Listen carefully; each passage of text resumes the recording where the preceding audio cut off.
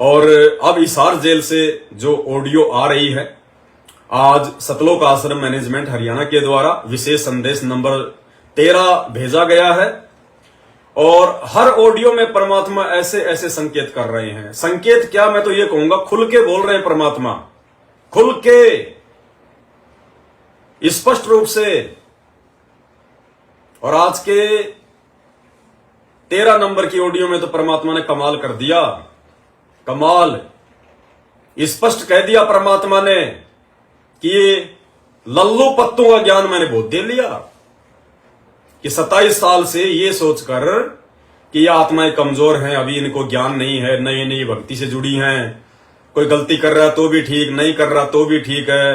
अपनी तरफ से परमात्मा ने चमत्कार किए, ढेरों सुख दिए, मुर्दों को जिंदा किए, लोगों के कैंसर ठीक किए, एड्स ठीक किए, भूत प्रेत की बाधाएं ठीक करी, किसी की भैंस दूध नहीं दे रही थी वो भी परमात्मा ने दया करी। तो परमात्मा क्या कह रहे हैं अब कि बच्चों अब वो समय चला गया, अब 28 साल, अब ये फाइनल समय चल रहा है, ज्यादा समय नहीं बचा है। तो गुरुदेव ने स्पष्ट रूप से कहा, कोई इन ऑडियो को केवल परमात्मा के बच्चे समझ सकते हैं। स्पष्ट रूप से कह दिया गुरुदेव ने कि भाई लल्लो पत्तों वाला ज्ञान बतेरा दे लिया। लल्लो पत्तों का मतलब होता है मीठा मीठा ज्ञान, बच्चों को जो है मतलब पुचकार के रखना। तो परमात्मा कहते हैं लल्लो पत्तों का ज्ञान मैंने बतेरा दे लिया। बतेरा यानी बहुत दे लिया, खूब दे लिया 28 साल से।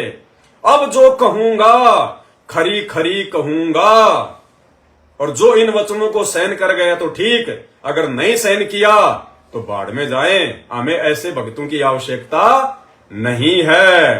किसको सुना रहे हैं परमात्मा? जो नामदान केंद्रों पे जाते हैं, जो उन फर्जी आश्रमों में जाते हैं, जिन्हें अभी अपने गुरुदेव भगवान की लोड़ नहीं है, जिन लोगों को अभी फर्जी नामदान सेंटरों की लोड़ है, जिन लोगों को फर्जी आश्रमों की लोड़ है, जिन लोगों को अभी गरीबदास जी की भी लोड़ है, स्वामी रामदेवानंद जी की भी लोड़ है, जिनको पंडित चितानंद जी की भी लोड़ है, जिनको स्वामी रामदेवानंद जी की भी लोड़ है, जिनको गुरुदेव के कलयुगी बेटा बेटी की भी लोड़ है, जिनको कोऑर्डिनेटरों की चापलूसी की भी लोड़ है, अरे वही लोग तो जाते हैं सुबह 4 बजे उठ के, 5 बजे उठ के उन फर्जी नामदान केंद्रों पे हिसार जेल के नाम से आने वाली ऑडियो सुनने के लिए। उन आश्रमों में वही लोग तो जाते हैं।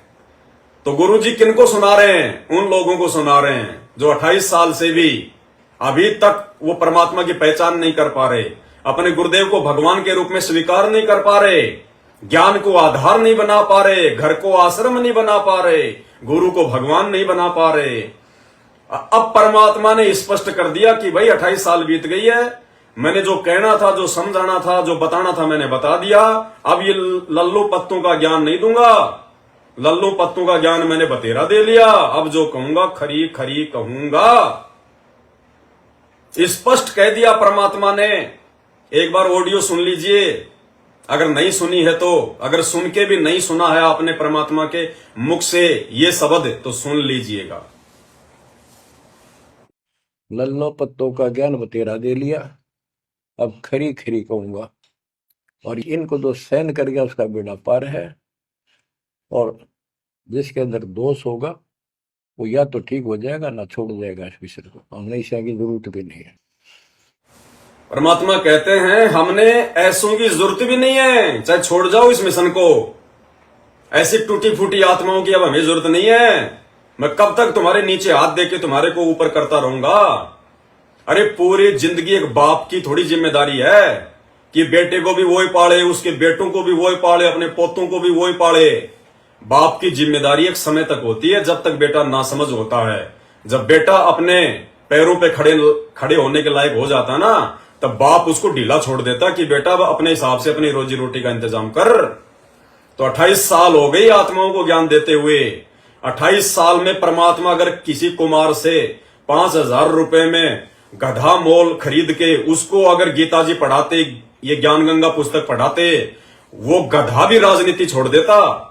वो गधा भी बैकुंठ में जाने के लिए रोता रात दिन कि गुरुजी ले चलो ले चलो, ये तो बहुत गंदा लोक है। और 28 साल से परमात्मा ने जिस मनुष्य रूपी गधे को ज्ञान दिया, आज वो गधा गंदी राजनीति में घुस रहा है। आज वो गधा धर्म को धंधा बना रहा है। आज वो गधा भक्तों की मर्यादा तोड़वा रहा है, आज वो गधा बैडमिंटन के स्टेडियम बना रहा है, आज वो गधा कबड्डी कबड्डी खेल रहा है, 31 हजार रुपए टूर्नामेंट में देता है, आज वो गधा गैंगस्टरों की सीबीआई जांच करवाता है, आज वो गधा राजपूत करनी सेना को 5 लाख रुपए नगद देता है, आज वो गधा कभी जाट आंदोलन में तो कभी किसान आंदोलन में तो कभी फलाने आंदोलन में, कभी हरियाणा रोडवेज वालों के आंदोलन में, कभी धरने, कभी प्रदर्शन, कभी रैलियां, कभी आरक्षण, वो गधा आज तक सतलोक जाने के विषय में सोच ही नहीं रहा। तो परमात्मा ने ऐसे मूर्ख गधों के लिए अब स्पष्ट कर दिया, खुल के कह दिया परमात्मा ने, क्योंकि लास्ट का समय चल रहा है। हम सत्सेवकों को तो पता है कि परमात्मा का क्या मिशन है, परमात्मा क्या चाहते हैं, इसलिए हम तो पिछले 8 वर्षों से, जब से हमारी ये आंखें खुली हैं, हम तो अपने परमात्मा के मिशन में सहयोग कर रहे हैं, उनके वचन पे चल रहे हैं, उनको अपना बाप बना लिया ताकि वो अपना हाथ हमारे सिर पे रख दे, वो हाथ अपना रख दे सिर पर जिसने मान गुरु को बाप लिया। तो आज की लेटेस्ट ऑडियो विशेष संदेश नंबर 13, और मजे की बात भाई और बहनों, इन ऑडियो में क्या क्या संकेत हैं, इन ऑडियो में क्या क्या रहस्य हैं, इन बातों को सत्सेवकों के अलावा धरती पर कोई दूसरा नहीं समझ सकता। ना गुरुजी का बेटा समझ सकता, ना गुरुजी की बेटी समझ सकती, ना कोई नहीं समझ सकता। अगर वो समझ जाएं तो ऑडियो आप और हमारे तक आएगी नहीं। जिस दिन वो समझने लग गए उस दिन समझ लेना ये ऑडियो संगत में वायरल नहीं होंगी।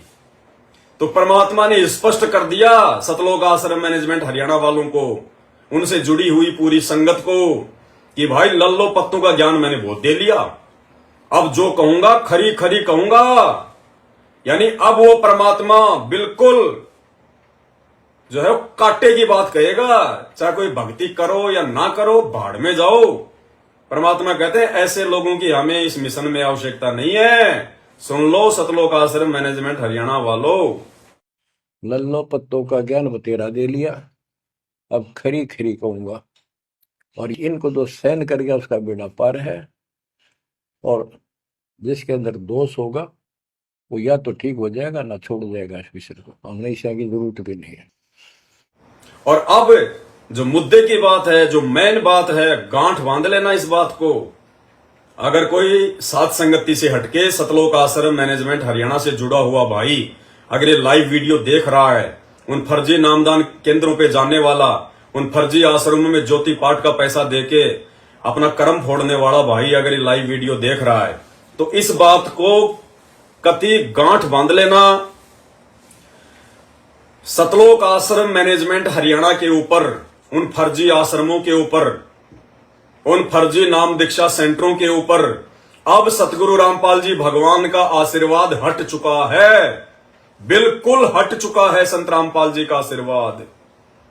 और इसका जीता जागता प्रमाण दास आपको दे देता है। आज से पहले आप लोग इन फर्जी आश्रमों में जो गरीबदास जी की अखंडवाणियों का पाठ करते थे, वो पाठ माइक लगा के कौन किया करता था? वो पाठ माइक लगा के 3 दिन तक भगत और भक्तमतियां किया करती थी, अपनी आवाज में किया करते थे। अब परमात्मा ने वो सिस्टम हटा दिया, क्योंकि हम लोग पिछले 6-7 वर्षों से यही कहते आ रहे हैं कि भाई ये गरीबदास जी महाराज जी की वाणियां हैं, इन वाणियों को संत रामपाल जी के अलावा कोई दूसरा पाठ नहीं कर सकता। या तो संत रामपाल जी अपना विशेष आशीर्वाद देके के किसी आत्मा को बैठाएं, या तो वही आत्मा इन वाणियों का पाठ कर सकती है, या संत रामपाल जी के अलावा, यानी इन वाणियों का पाठ, गरीबदास जी की वाणियों का पाठ वही कर सकता है जो गरीबदास जी के जैसा महापुरुष हो। और गरीबदास जी की वाणी अब दास पढ़ा रहा है, क्योंकि इसको पढ़ने वाला भी उतना ही पवित्र चाहिए जितना महापुरुष हो परमात्मा ने जिनको ज्ञान दिया था। तो जो इस दास के मुख से जो सुनोगे उसका असर न्यारा होगा। और इन्हीं सत्संग में कोई और करेगा भगत तो उससे लाभ नहीं होगा वो, क्योंकि अधिकारी के बिना यह काम करे को नहीं और दूसरा कोई नहीं कर सकता। गुरुदेव ने कितनी बार सत्संगों में बताया, और गुरुदेव ने बताया कि दूसरा यदि कोई इन वाणियों का पाठ करेगा तो उसका कोई असर नहीं होगा। तो अब जीता जागता सबसे बड़ा प्रमाण कि सतलोक आश्रम मैनेजमेंट हरियाणा के ऊपर सतगुरु रामपाल जी भगवान का किसी प्रकार से कोई आशीर्वाद नहीं है। अब आगे यानी 2024 ये शुरू हो रहा है। 2024 से उन्हें वही मिलेगा जो उनके भाग्य में है, जो उनके संस्कार में है। मृत्यु तो मृत्यु मिलेगी, फायदा तो फायदा मिलेगा। संत रामपाल जी की तरफ से कोई विशेष राहत नहीं मिलेगी, क्योंकि अब ये 26, 27 और 28 नवंबर को जो पाठ इन फर्जी आश्रमों में रखा गया है, इन आश्रमों में अब की बार गरीबदास जी की वाणियों का पाठ सतगुरु रामपाल जी भगवान ने स्वयं किया है अपनी आवाज में। यानी परमात्मा ने जो डीवीडी में अपनी आवाज में गरीबदास जी की अखंड वाणियों का 3 दिन का जो पाठ होता है, जो तकरीबन 72 घंटे लगातार चलता है, जो परमात्मा ने पहले से भर के रखी हुई थी, अब गुरुदेव भगवान के आदेश अनुसार अब वो पाठ सतगुरु रामपाल जी भगवान की आवाज में चलाया जा रहा है।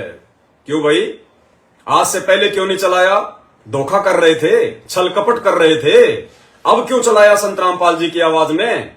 अगर अब संत रामपाल जी की आवाज में पाठ करने से ही पाठ का लाभ मिलेगा, तो आज से पहले 8 साल से जो तुम भगत और भक्तमतियां अपनी अपनी आवाज में पाठ कर रहे थे माइक लगा के, तो फिर उसका क्या होगा?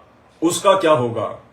तो परमेश्वर सतगुरु रामपाल जी भगवान ने अब ये सिद्ध कर दिया, ये साबित कर दिया कि आज अब से 2024 से सतलोक आश्रम वालों के ऊपर संत रामपाल जी का किसी प्रकार से कोई आशीर्वाद नहीं है।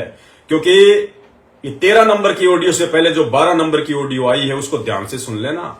इसी मैनेजमेंट ने अपने कुकर्मों के चलते संत रामपाल जी को खून के आंसू रुलाए, जेल में खून के आंसू। उन ऑडियो में रो रो के कह रहे हैं, रो रो के, कि बाढ़ में जाओ ऐसे कोऑर्डिनेटर, बाढ़ में जाओ ऐसे शिष्य। तो परमेश्वर को फिर वही बात है, मालिक की वाणियां तो झूठी नहीं हो सकती। कृत गनी भूले नरलोई, जा घट निश्चय नाम ना होई।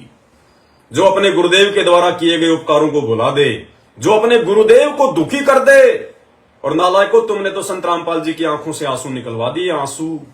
इससे ज्यादा गुरु और क्या दुखी होगा? जिन बातों से गुरु दुख पावे, उन बातों को दूर भगावे।